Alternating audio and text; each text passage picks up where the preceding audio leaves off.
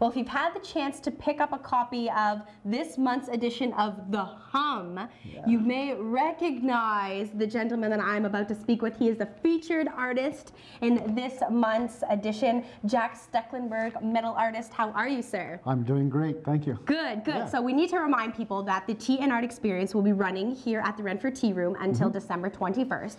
And each weekday throughout the month of December, we'll have a couple of different artists here to not only feature their work, but actually get to talk to them about it. And today I am fortunate enough to speak with you. For those who want to talk with you one-on-one, you will be here on December 14th? 14th, yeah. Okay, and we're looking at some of your artwork here. Jack, when did you catch the art bug, really?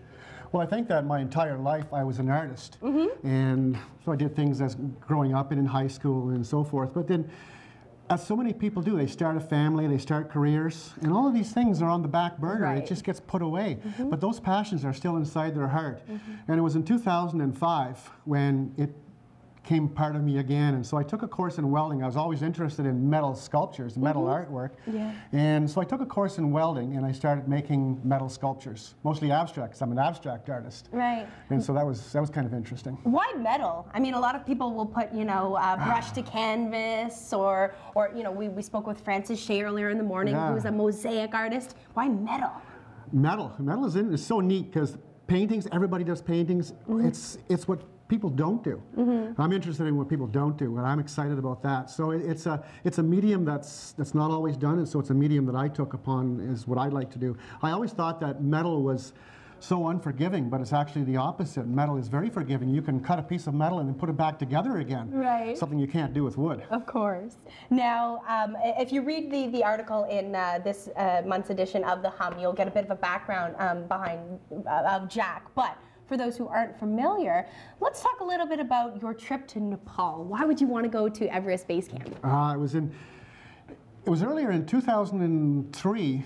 I saw a movie about Everest. It was on the IMAX, and it was a friend of mine. We said, I'd like to go there. We'd like to go there.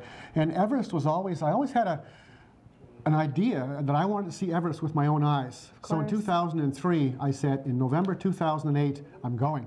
It was a done deal.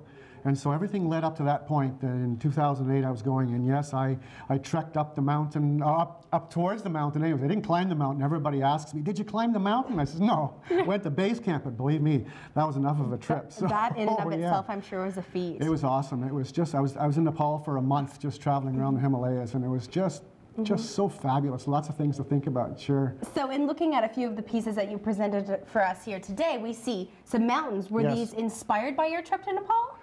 Mountain series, yeah, actually mountain series. That particular year in 2008, I did a whole series of mountain pieces, and it still remains with me a very, very much part of what I like to create, mountain series. Yeah. You know, and in this piece here, to the right here, this piece you see here, like it's a cityscape. And large cities really interest me as well. As growing up, New York City fascinated me, but I was always scared to go to New York. And so this is a cityscape. Yeah. And I've done several, like you can see in the small picture right here. This is a large cityscape I did as well. It's called Big City. And it's over 6 feet wide and about 2 feet tall. So it's a beautiful piece. And if people were interested in investing in some of your pieces, they can pick them up here at the Renfrew Tea Room. And where else?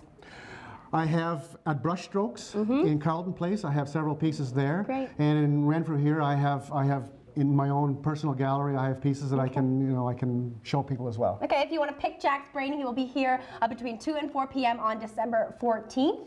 Throughout the morning, we will talk with a few different artists, so stay with us. It's all coming up later from the Renfrew Tea Room.